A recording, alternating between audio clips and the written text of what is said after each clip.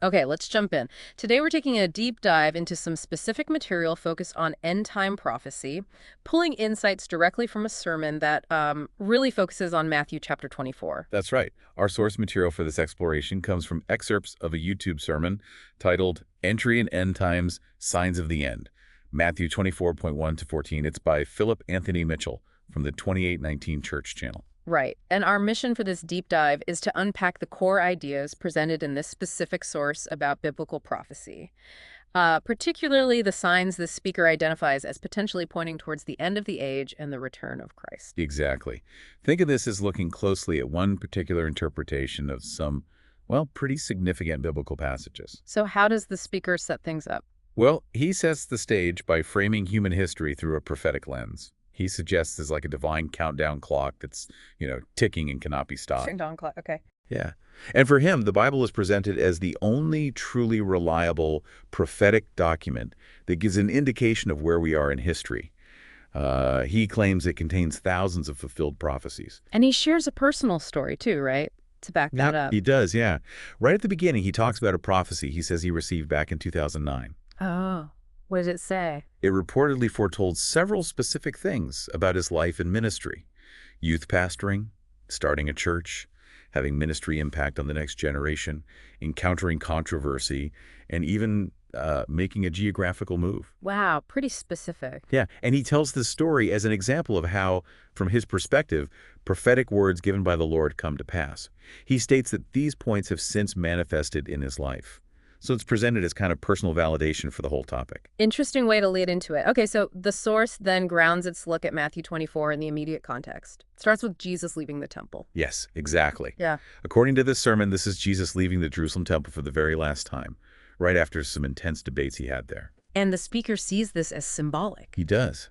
He views this exit as symbolic of God, in a sense, departing from what he describes as a vain religious system of that time. And the disciples react. I remember reading, they point out the buildings. They do, yeah. Matthew 24, verse 1.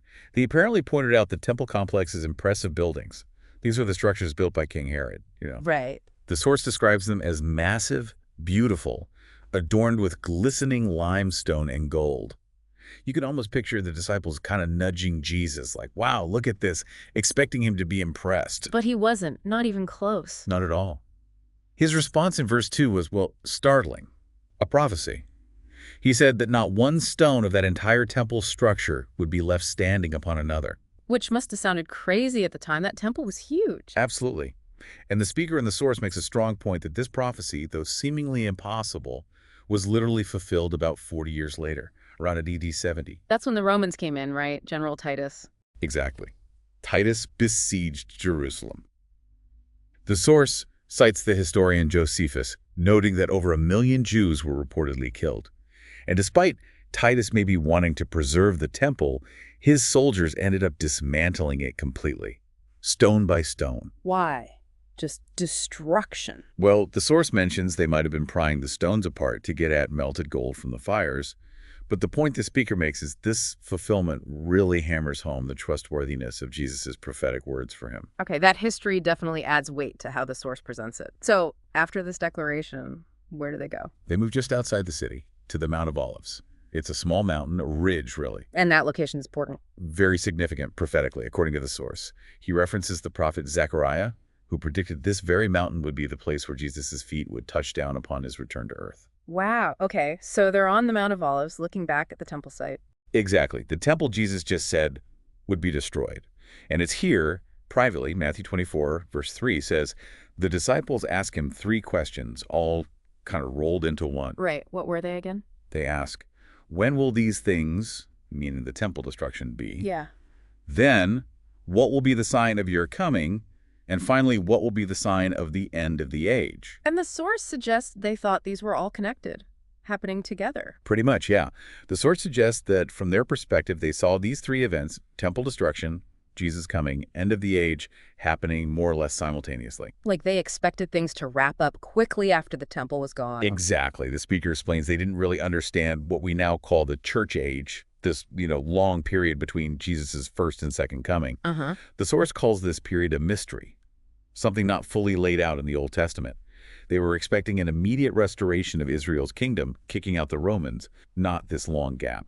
Interesting. Does the source mention the current situation there? Briefly, yeah. He inserts a comment about the mosque currently on the temple site and mentions the belief held by some that the temple will eventually be rebuilt there, which, implies the mosque would have to come down first. Okay, that context is helpful for understanding how the source interprets Jesus' answer in the next verses, Matthew 24:4 to 14. Right.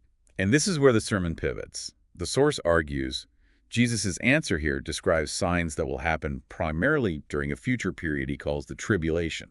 The tribulation period, that's a big concept in this view. How does the source define that? He describes it as a specific 7-year period in future history. It starts, according to this interpretation, with a peace treaty signed by the figure called the Antichrist, specifically with Israel. Based on Daniel. Yeah, he references Daniel 9.27, the strong covenant for 1 week, interpreted as 7 years. But the Antichrist breaks this deal halfway through, after 3.5 years. And what's the 7-year period supposed to be like? Oh, it's painted as incredibly grim. Intense global catastrophe, suffering, pain, devastation, brokenness. It's presented as a time God is dealing specifically with Israel, but also involving a one-world government and religion under the Antichrist. Sounds awful. Yeah, the speaker's very blunt. It's a time you and I want no part of. He expresses his own belief that we are in the final hours of the church age before this tribulation actually starts. Okay, so if the tribulation is future, why focus on its signs now? Well, because in this view, Jesus' words in Matthew 24:14 are laying out the sequence of events and conditions that ramp up during that future 7 years. The speaker connects these signs to similar descriptions in the book of Revelation. It's like a roadmap of that future period. All right, let's walk through that sequence as the source presents it. What's the first sign Jesus warns about? Sign number 1, Matthew 24:45, global deception. Jesus says, "Many will come in my name, saying, I am the Christ, and will lead many astray." How does the source unpack that? He connects it to the chaos of the tribulation. People will be desperate for leaders, making them really vulnerable to deception. He links it directly to Revelation 6, the rider on the white horse, often seen as the Antichrist, who conquers through deception. So the takeaway for listeners now is? Be discerning. The source stresses how vital it is, even today, to know Scripture, have solid teachers, and pray for discernment so you don't get pulled in by false claims or movements. Okay, so deception first. What follows that? Well, the source sees these as sequential, kind of escalating. So after deception comes sign 2 in verse 6, global conflict. Jesus says, "You will hear of wars and rumors of wars, but the end is not yet." And the source sees this as? Intense, widespread conflict, maybe even nuclear war, leading to destroyed cities, massive bloodshed, collapse of infrastructure, power grids, trade, total chaos. But Jesus says, don't be alarmed. Right. The source presents that as Jesus saying, look, this stuff is terrible, but it has to happen prophetically. It doesn't mean the absolute end is here yet. He links this sign to Revelation 6.3 to 4, the red horse rider, who takes peace from the earth. Makes sense. Conflict leads to suffering, I imagine. That's sign 3, exactly. Yeah. Matthew 24.7. Global suffering. Jesus mentions nation will rise against nation, kingdom against kingdom, and crucially, famines and earthquakes in various places. Does the source link these to Revelation too? Oh, absolutely. Famine did get linked to Revelation 6.5 to 6, the black horse rider, representing scarcity, maybe economic collapse. Okay. And then the broader suffering, death from war, famine, disease, even wild animals, mentioned in Revelation, gets linked to the fourth horseman in Revelation 6.7 to 8. The pale horse rider, whose name is Death, followed by Hades, or Hell. Death followed by hell. Why that specific wording? The speaker makes a very direct point there. Death is followed by Hades, hell, because, in his view, many people dying during these catastrophes will be eternally lost without faith in Christ. It's a stark warning. Yeah, that is grim. After listing these 3, deception, conflict, suffering, Jesus says something in verse 8 about birth pains. Yes, that's key for the source. All these things are but the beginning of birth pains. He uses that metaphor like a pregnant woman's contractions. How so? As labor gets closer, contractions get stronger, more frequent. So the source argues, when you see these kinds of global events, deception, wars, famines, disasters happening more often and more intensely, that's Jesus' sign that the end is drawing nearer. It's meant as a clear warning. No one can say they didn't know. That birth pains analogy really clarifies the source's point about frequency and intensity. Okay, where do the signs go next? Well, the speaker suggests the word then in verse 9 might mark a shift. maybe the start of the tribulation proper, or perhaps the midpoint. The next signs focus more on what happens to believers. Okay, so sign 4, global persecution of believers, that's verses 9 and 10. Correct. Jesus warns his followers will be delivered up to tribulation and put to death, and hated by all nations for my name's sake. How does the source interpret that? He sees it as predicting a massive global persecution of believers, something he says is also detailed in Revelation. And he thinks we're heading that way. He suggests we're not fully there yet, but sees decreasing tolerance for Christianity globally as a sign we're getting closer. And he points out this persecution leads to a painful reality. Many who claimed faith will fall away, even betray one another, turning against faithful believers. The source calls it a great apostasy. A falling away. Wow. Yeah, and he actually challenges his listeners, asking if the teaching they get prepares them for that kind of pressure. It's quite pointed. Okay. Alongside persecution, what's sign number 5? Global chaos and lawlessness. That's verses 11 and 12. Jesus mentions many false prophets will arise and lead many astray. Echoing the first sign again. Right, maybe more intense now. And then critically, because lawlessness will be increased, the love of many will grow cold. What does lawlessness mean here in the source's view? Basically, an explosion of sin, wickedness, moral decay, anarchy, people just doing whatever they want, ignoring God's ways.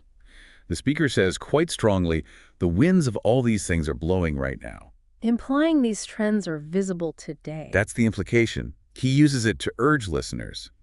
Don't just play church, get serious. Use your time for the kingdom. He asks, how long will people play around or love sin? And verse 13 is tucked in there too. The one who endures to the end will be saved. Yes, emphasizing the need for perseverance through all this difficulty for those who are believers during that time. Okay, so that brings us to the final sign in this sequence from Matthew 24.15. What is it?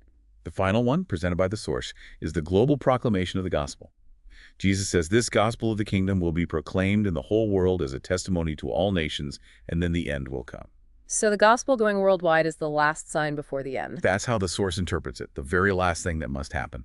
And he stresses its importance during the tribulation as humanity's only real hope. Only hope. Yeah. And he's careful to say it's the true gospel, not false versions. He connects this to Revelation 2, mentioning an angel preaching the gospel and maybe special evangelists reaching everyone. The point being, everyone hears it. Exactly. The source emphasizes that, in this view, every single person on earth will have a chance to hear the true gospel before Christ returns. No excuses at the judgment. Okay, that's a detailed breakdown of the signs from the source's reading of Matthew 24. But if there's signs of a future tribulation, why the urgency for people listening now? That's the million-dollar question, right? And it leads to the source's key point about an event that, in his view, happens before all this tribulation stuff kicks off. Which is? The rapture of the church. This is presented as the event that happens first, the one that actually clears the way, sets the stage for the Antichrist and that 7-year tribulation period. Okay, define the rapture as the source explains it. He describes it based on the Apostle Paul's writings, probably thinking 1 Thessalonians 4 mainly. Yeah. It's the belief that believers, us who are saved, as he says, will be suddenly, instantaneously caught up to meet him, Christ in the air, snatched away from earth. Others just call it the rapture. Right. And the source makes a really big claim about its timing, doesn't he? He does. This is probably the most crucial point connecting it all back to the present. He states very directly, there is nothing left on the prophetic timetable for the rapture to happen. Nothing left. So that means... Well, according to this interpretation, it means it could happen literally any moment. He says, in 10 years, 5 years, next year, next month, my God, next week. It's portrayed as imminent, sudden, like a thief in the night. So the idea is rapture next, then the tribulation signs start unfolding fully. That's the framework presented. Yeah. So even though the signs are for the tribulation, their potential closeness makes the rapture seem potentially very close too. It gives all the signs immediate relevance as indicators of the times. Okay, I see the connection now. The potential nearness of the rapture is why the source emphasizes these future signs so strongly today. Exactly. And this sense of imminence leads straight into his concluding challenge. It's framed as direct questions for you, the listener. What kind of question? Very personal, very practical. Like, what are you doing with your time? If the rapture happens, say, tomorrow, would you be ready? And what does ready mean in this context? He defines it as, would the Lord find you being faithful? Faithful with your talents, your gifts, your prayers, your time itself, faithful with your family, your home, your marriage, everything God has entrusted to you. So he's drawing a clear line between what? Being ready and not ready? Pretty much. He contrasts being distracted, just playing around with faith, Mm. versus being genuinely serious about your relationship with God, your witness, your prayer life, actively using your resources for the gospel and God's kingdom. He asks that pointed question again near the end, doesn't he? He does. Something like, how long will you keep coming to services Hmm. and never take your Savior serious? The message is clear. Understanding prophecy in this view isn't just intellectual. It demands an urgent, faithful response now. So we've really traced the source's argument here, starting with Jesus' prophecy about the temple. Then moving through that sequence of signs for a future tribulation. Mm. Deception, war, suffering, persecution, lawlessness, and finally the gospel reaching everyone. And tying it all back to today with the assertion that the rapture, seen as preceding the tribulation, could happen at any moment because, as the source puts it, nothing is left prophetically before it. Right. And the core message coming out of this specific source is pretty stark. Given these interpretations and the potential immediacy of the rapture, the call is to wake up, be prepared, be serious, and live faithfully right now. It definitely leaves you with something to think about, given that the source says the winds of these things are blowing right now and the rapture could happen at any time. It pushes that question forward. What does being found faithful with your time, your gifts, your life look like for you today? That's the